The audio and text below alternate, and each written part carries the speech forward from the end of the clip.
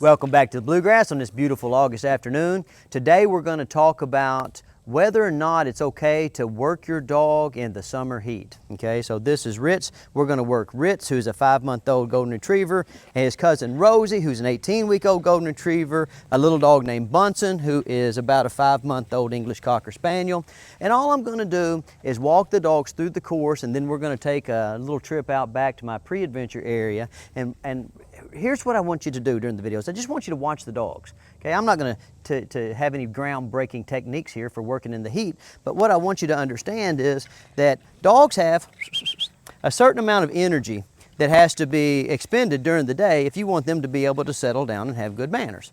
Now, you can expend that energy, out on a nice walk, even if it's hot, okay, or you can be aggravated with them all day, and they expend that energy in a negative attention-seeking pattern of some type, okay? And before you start saying, well, Stonnie, what about enrichment activities where I take and give them a food puzzle, or I roll some food up in an old blanket or a towel or something? Look, guys, come on, nerd. That's no substitute for getting out and going for a walk and letting your dog have fun. All right, so it is 94 degrees, I think, today. And as we're walking, I just want you to kind of see how our routine is going to go for this mid-afternoon session. I just bring the dogs out. I'm primarily interested in going on a little hike out back, but before I ever go hiking, I always make a concentrated effort to review my basic obedience training. For those of you familiar with my channel, you know I have a very simple and conversational basic obedience vocabulary, and we like to make sure that that vocabulary, easy, is able to be put into action regardless of the environmental circumstances, okay? So we get out and we do a lot of things that are obviously physically challenging to develop the dog's balance and body awareness, what we refer to as proprioception, to build resilience in the dog from an emotional or mental standpoint, okay? But we also make sure to get out here all the time regardless of the weather conditions, okay? So we don't just come out here when it's 75 degrees.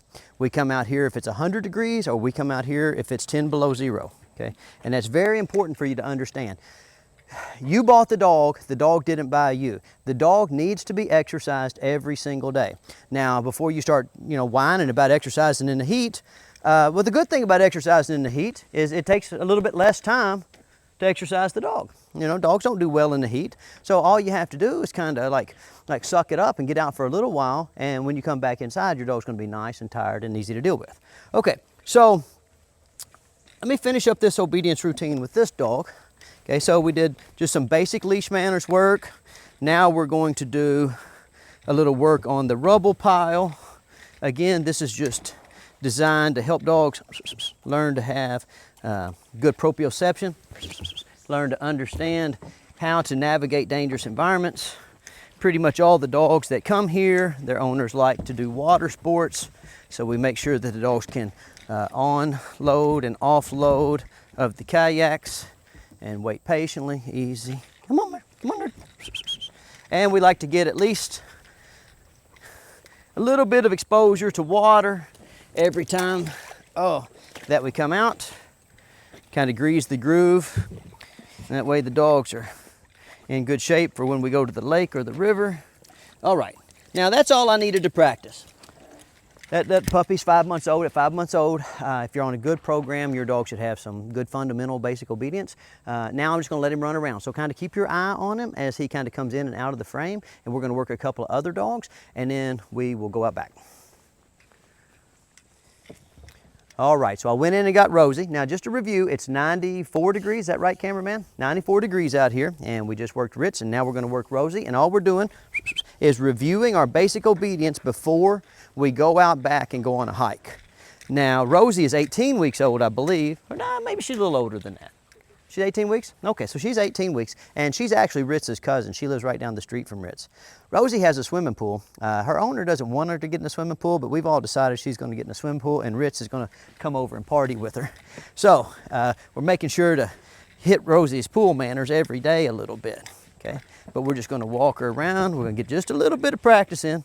Always remember, guys, grease those grooves before you go out into the real world. It gets you just a little bit of practice reminding the dog that you expect for them to be easily influenced regardless of what kind of situation they find themselves in. Wait, the great thing about using an obedience methodology like I do is the labor is front loaded. So by the time your dog is getting to the age where it really likes to exercise, it's easy to take them to exercise because they mind pretty well. Hup, hup. Very nice. Easy. Now you'll notice also, if you've seen Rosie before in other videos, you'll notice today that we're not really having to use any treats. This is always a question that I get in the summertime. Hey Stonnie, like, how are you getting the dogs to be reliable? My dogs don't like to eat when it's real hot. Well, we only use the food work for a short period of time. What we do is we try to get loads and loads of repetitions in during the formative developmental stages so that as the dogs mature, they understand the relationship between access and indirect action. So like right now, what Rosie really wants to do is go play with those other dogs and go hiking out back. And so she's doing the whole course because she knows if she gets done with what we call our formal schoolwork, then we'll get right to having fun. So like in the beginning stages, the dog like looks at you and says, what can I do to access that food? But if you get enough repetitions, correct repetitions that is, if you get enough correct repetitions, then you can fade away from the food very quickly because the dog goes from a specific pattern, which is exhibiting behavior to access food, to a general pattern of understanding that they have to exhibit certain kinds of behavior to access whatever it is that they like. You know, like whether it's to get to go outside or go inside or get a chew toy or get a chance to retrieve or get some love and attention. Once the dogs understand that all they have to do is identify what they want and then figure out how to make you happy so that you'll give it to them, then you have a big shift in reliability that comes from positive reinforcement training. Very nice. You're a very good dog. We're breezing right through this. Wait right there for a second. Very nice. You're a pretty dog. Very pretty dog. You're a fine animal. Easy. Now, if any of you guys watched my video a couple of weeks ago, getting Rosie in this pool was really something else. She's doing quite a bit better now, but she's not much of a natural swimmer. Getting a little better. And then that's her partner, Hank. She really likes Hank. Her and Hank are big buddies. He's a Catahoula leopard dog. Very nice. Okay, so that's good enough. All right, we are one dog closer to going out and going on a hike in this oppressive summer heat, but the dogs are still having fun.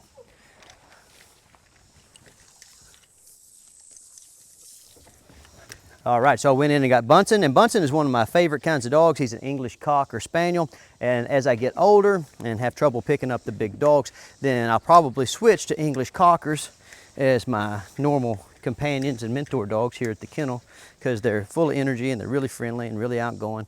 And him being a little white dog, he does a little bit better in the heat than some of these darker colored dogs. Like you'll notice that you're not seeing the black labs like real steadily in the video. That's because most of the time they're either in the pool or in the shade. Okay, this little white dog, or like if you see my daughter's Jack Russell around here, even though it's 90-something degrees, half the time they're just laid out on the driveway sunning. You know, it's amazing how much of an effect the dog's coloration has on whether it deals with the heat well or not. Okay, very nice, easy. Now look at Rosie.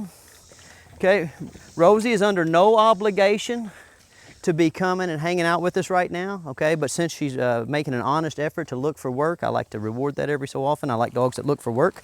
But this will give you an idea of whether or not it's too hot to take your dog out and exercise it from the dog's perspective. I mean, obviously, if it was too hot for Rosie to be out here, then she wouldn't be trying to pick up a little extra work. Wait, very nice, easy. Oh, what a good dog you are. You're a fine animal. Very nice. Oh, very good dog. You're a good dog. Easy. Now, don't knock him off of there, nerd.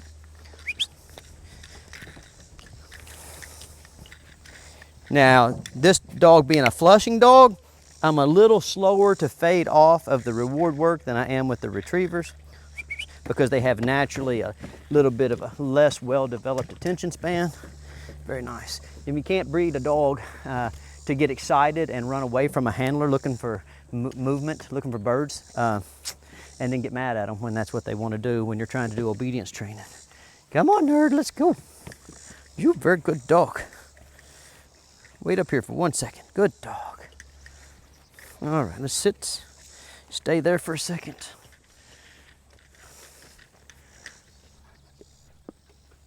Very nice.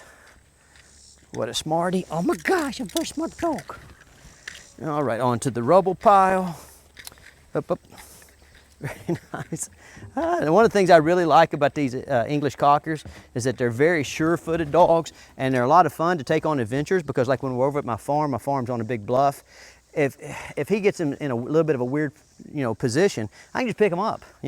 These golden retrievers and labs, as they get older, it's harder for you, if you're older, to pick them up if something goes wrong or if you need to move them from spot to spot. Also, this little dog doesn't take up much space in the truck, doesn't take up much space in the side-by-side. So I'm a big fan of these smaller dogs nowadays. Wait. Very good. You're a good dog. Easy. Okay. All right. We'll go one trip around the pool. What a good dog you are. Very nice. Good boy. Now look, how long did that really take? Probably 2 or 3 minutes a piece, just to kind of remind them that they're supposed to listen to me when I ask them to do stuff.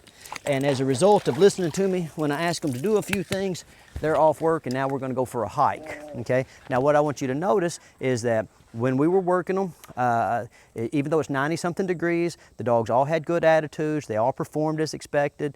And now when we go out back, what you're going to see is they have fun. They run around. The thing to notice about the heat is that the dogs are probably going to stay out of the lanes where the sun is shining straight on them and be looking to get off in the woods or off in the shady areas, So it usually doesn't actually get too hot to take your dogs outside, as long as you have access to a lot of shade, That's really the key.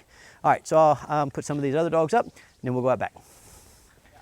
All right, now we're going to head out back to the pre-adventure area, and we're going to take a hike. Now, as I'm walking, I just want you to observe these dogs. I have 3 dogs that are all under 6 months old, and I have 2 dogs that are about 3 years old. Okay, so just watch them and kind of see how they behave, and hopefully that will provide you with a baseline metric of what you can expect out of your dog in this type of heat, right?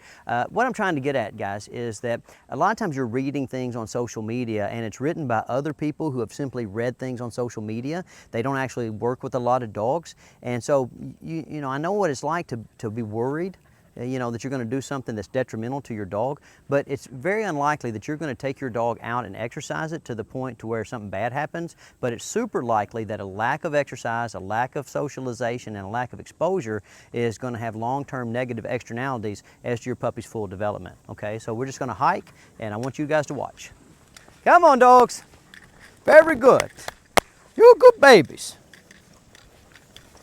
All right, so now we're out in the pre-adventure area, and what you're going to notice is that the dogs keep going off in the shade, right? Super simple. I'm in the sunshine. Look at Ritz. He's over there in the shade. Look at these guys coming up here by the tree and getting in the shade, and then the rest of them have kind of run off so you can't see them, so I'll have to call them back. Very good. There's Rosie. There's Ritz. Oh my gosh, and look at that awesome little dog. Very nice. Good dogs, come on. Now, I want you to really pay attention to the dog's overall demeanor and their energy level. Notice they're happy and they're moving around and their tails are wagging. Okay, now just think, if you were one of those dogs and you could have the chance of being out in this 90-degree heat with your tail wagging, or you could be stuck at home sitting in your little box or chewing on your little Kong toy because your mom thinks it's too hot to go outside, which one would you rather be? Listen, guys, the dogs tell you whether you're doing the right thing or not. It's just that simple. People come down here all the time and they go to telling me what kind of training they've done with their dog, what kind of socializing they've done with their dog. They don't need to tell me. All I have to do is look at the dogs, and the dogs tell me what's been done. Come on, let's go. Very good dogs. You're a very good dog. Okay, so whenever you're out on your hike, make sure that you make full use of your environment. So if you see something that you can climb on, something that will provide a new and novel experience for your puppy, be sure to take advantage of it. Come here, nurse. Oh my gosh, you're very good dogs. You're very good dogs. Very good. Oh yes, you're a good dog. Give them lots of love. Tell them you're proud of them for working so hard. Oh my gosh, Rosie's a good dog and Ritz is a good dog. Very nice. The major key when you're out adventuring with your dog is to be a part of the activities. You know, people are always worried about that if they go out and the dog's off the leash, the dog's going to go away. Well, the dog only goes away if it thinks that, you know, there's better stuff away than there is up close. So be the change that you want to see. You know, I mean, be interesting and the dogs will be interested in you. Very nice. Oh my gosh. All right, now we'll take off walking.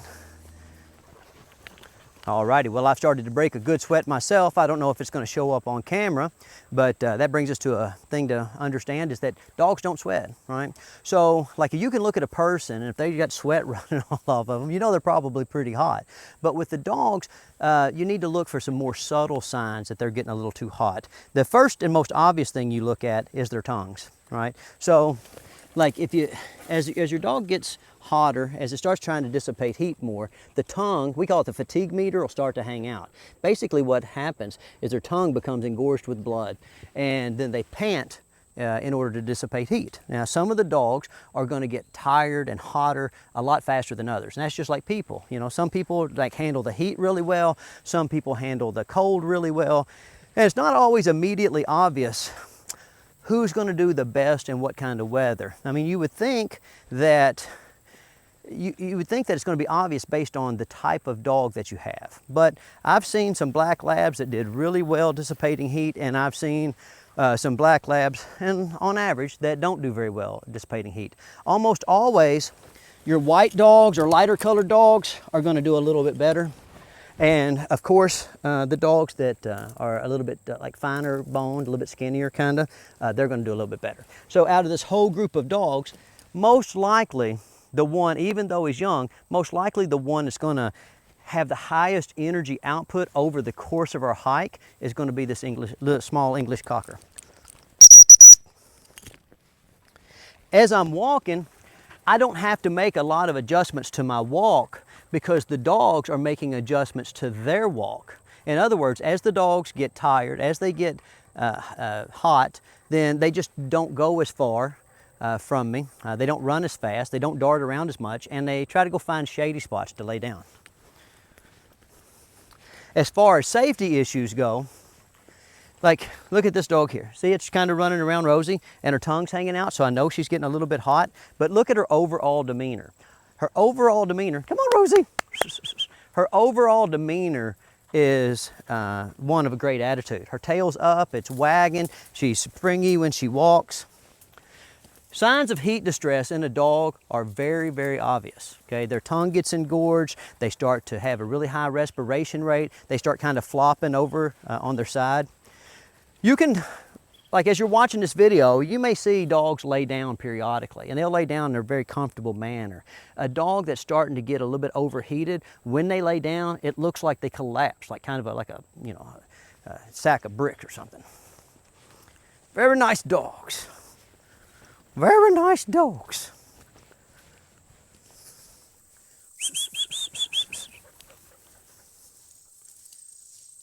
Oh my gosh, look at these good babies.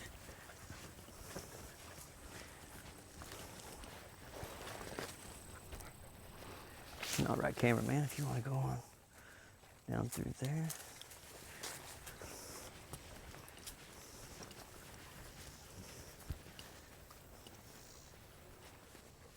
Now, you can kind of go back there and look at Bunson.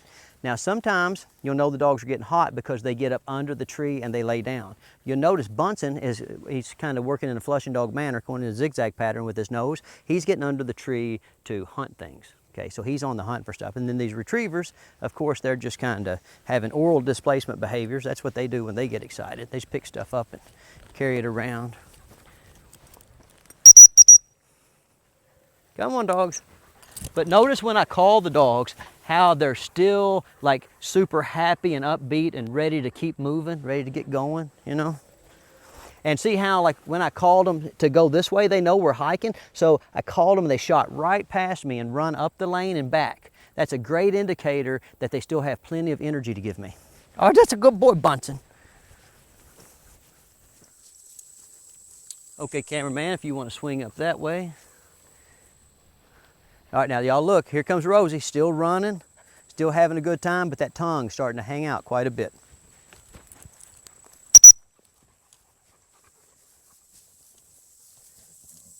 Oh, very good dogs. Fast runners in this 90-degree heat. All right, we can't be out on a hike in our pre-adventure area without stopping and getting us a couple of repetitions on the world-famous brush pile challenge. So I'm gonna climb up here, see if I can get these dogs to exert the amount of energy it takes to come up here and find me. Come on, dogs, you can do it. Very good dogs. Very good dog. You a good dog. Now notice the two heavier set black dogs, they don't quite have as much energy to give as these puppies. That's partly because they're cold weather dogs, partly because they've been out here 9 million times and they just don't get quite as excited on the brush pile as the new dogs. Which also brings us to a good point about the value of hiking with your dogs. The more you hike with your dogs when they're young, the less likely it is that they're going to get excited when they see something new and chase it off. Think about taking a child to an amusement park. If you ever took a child to an amusement park that hasn't been before, they go crazy. They try to ride every ride. They want to drink every soft drink. They want to eat every candy. They just overdo it. Then the second time, they're a little easier to manage. Third time, pretty easy to manage. And then pretty much from then on, they go to the amusement park. They grab them a couple of snacks and they ride the rides that they like the best. That's exactly the same thing that happens with your puppies, okay? So, I promise you, with dog training, the bill's always going to get paid. You can pay it up front with a discount, or you can pay it over time and have to pay a lot more. So put your labor in up front. I don't care if it's summertime and it's really hot, or it's wintertime and it's really cold, okay? All of the work you put in with these dogs when they're in these formative developmental stages is going to pay great dividends later on in life. Not only are the dogs going to be better trained and better socialized, but you're going to get a whole lot better at being able to read your dog's demeanor, his energy level, and understand what it's like from the dog's perspective to get out in different types of environments. And once you can put yourself in the dog's perspective, once you can see it from like behind the dog's eyes, like you know if they do X, there's going to be certain results. Then, I mean, you can plan all of your hikes perfectly for your dogs and you never get out and you never get stranded, you never accidentally make your dogs too tired, you never overheat them, right? Okay, but that's not easy to do with a mid-adolescent or post-adolescent dog. It really, all this kind of work needs to be done in the early developmental stages if you want to maximize your chances of successfully off-leash hiking with your dogs, okay? All right, well, I hope you guys enjoyed that video and I hope it gives you some confidence to get out and get moving and do interesting things even when it's hot. I'll see y'all next week. Come on, dogs.